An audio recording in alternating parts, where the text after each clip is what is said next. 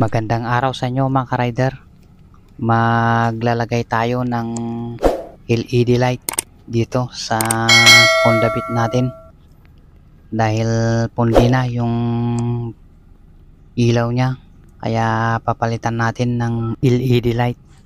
Kaya panoorin nyo ang video na to mga ka-rider sa mga hindi pa alam kung paano mag-install ng LED light sa mga motor nyo. Ito para sa inyo tong video na to. Simple lang ang gagawin natin mga ka-rider. Ito yung LED light na ilalagay natin. Hindi ito bago. Kinuha lang natin ito sa motor natin na XRM. Bilhan ko na lang ng bago tong XRM ko pag may budget para mailagay natin yung LED light. Baklasin natin tong kanyang harapan mga ka-rider para matanggal natin yung ilaw at mailagay na natin. Ito, simulan na natin.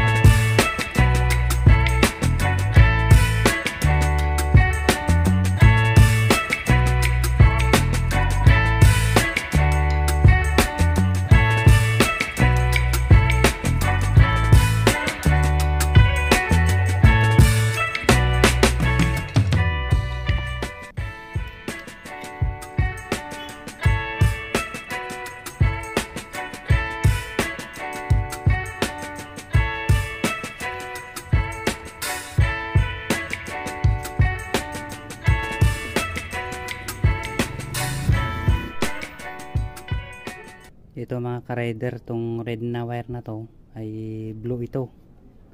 Kinunik natin sa kulay blue ito. Itong orange naman ay kulay green ito, yung ground. Ito yung high beam nya. yung kulay blue. Itong gray wire na kinunik natin, pansamantala na kinunik natin siya sa kulay white na wire dito sa socket para tignan natin kung ano yung mangyayari. Ito na yung tatlong wire ng LED light natin, itong kulay white at kulay blue at kulay green. Yung kulay white, yan, tatlong wire lang yung gagamitin natin. Itong kulay white ilagay natin sa kulay gray na wire, yung dinugtong natin sa white wire sa kanyang socket. Doon natin siya i-connect, itong kulay white na wire galing sa LED light natin, mga ka-rider.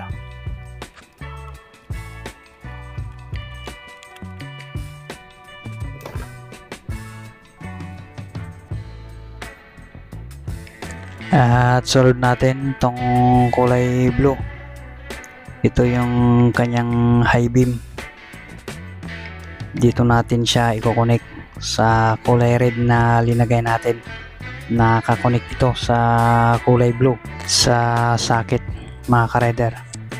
Ikutin lang natin ng mabuti itong pagdugtong ng wire para hindi matatanggal.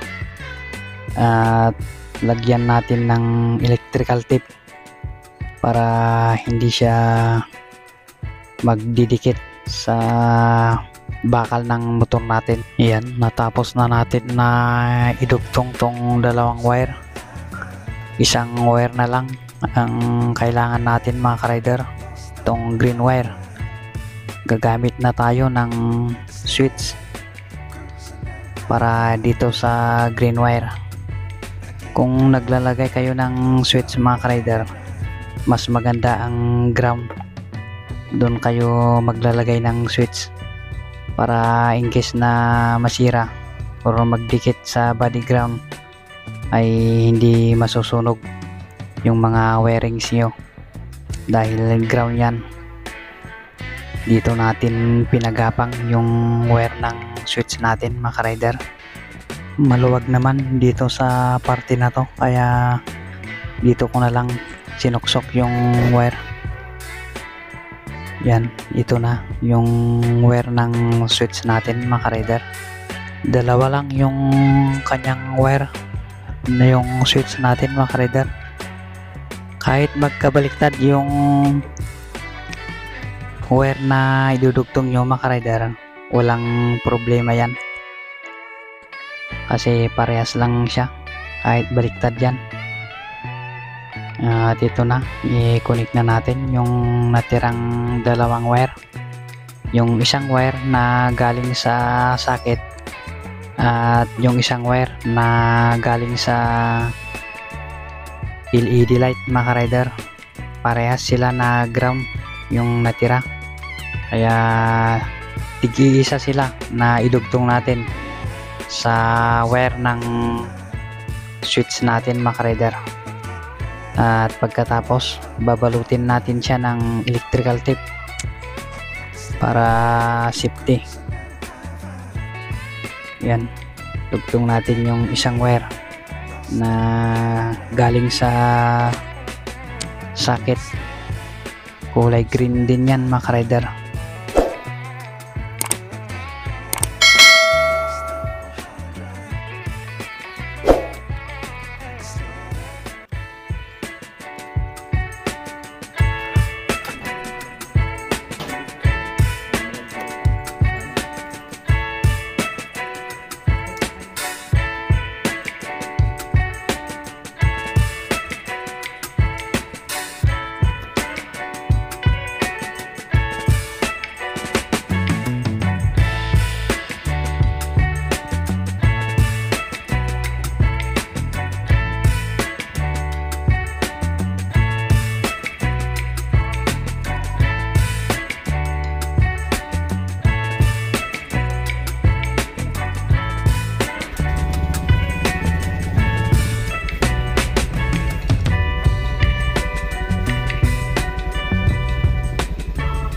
Kumukurap siya, mga ka-rider, hindi steady yung kanyang ilaw.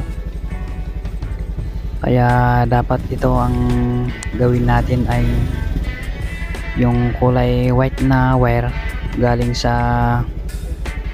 LED light, idugtong natin sa accessory wire ng motor natin. Hanap tayo ng accessory wire, doon tayo magtatap mga ka-rider para sa white wire ng LED light natin para magiging battery operated siya. Ito, babaguhin natin yung connection ng white wire galing sa LED light para magiging battery operated siya mga ka-rider.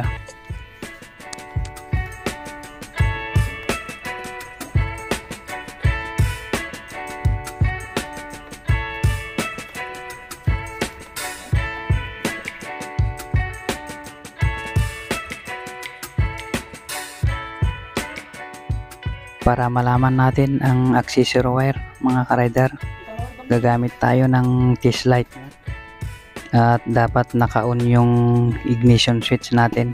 Ang test light nyo, ilagay nyo sa negative ng battery nyo dahil positive yung hahanapin natin mga ka-rider. Hahanap tayo dito sa mga terminal ng sakit natin ng accessory wire. Yung iilaw siya pag naka-on yung ignition switch, pero pag patay yung ignition switch hindi siya iilaw. Yun ang accessory wire mga ka-rider, doon tayo magtatap.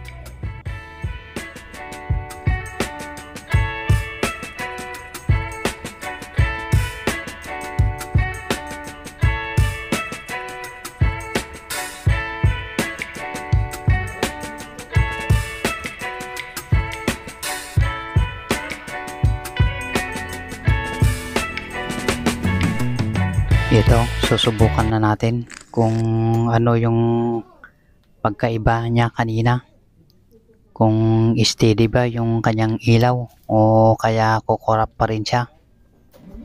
Yan, naka-on na yung ignition switch natin at on na natin yung switch ng ilaw mga ka-rider. Kung hindi na kukurap, ayan, kung mapansin natin hindi na gaya kanina na kukurap-kurap yung ilaw, steady na yung ilaw niya dahil naka battery operated na yan mga ka-rider. Ganyan lang yung mag-install ng battery operated na headlight mga ka-rider.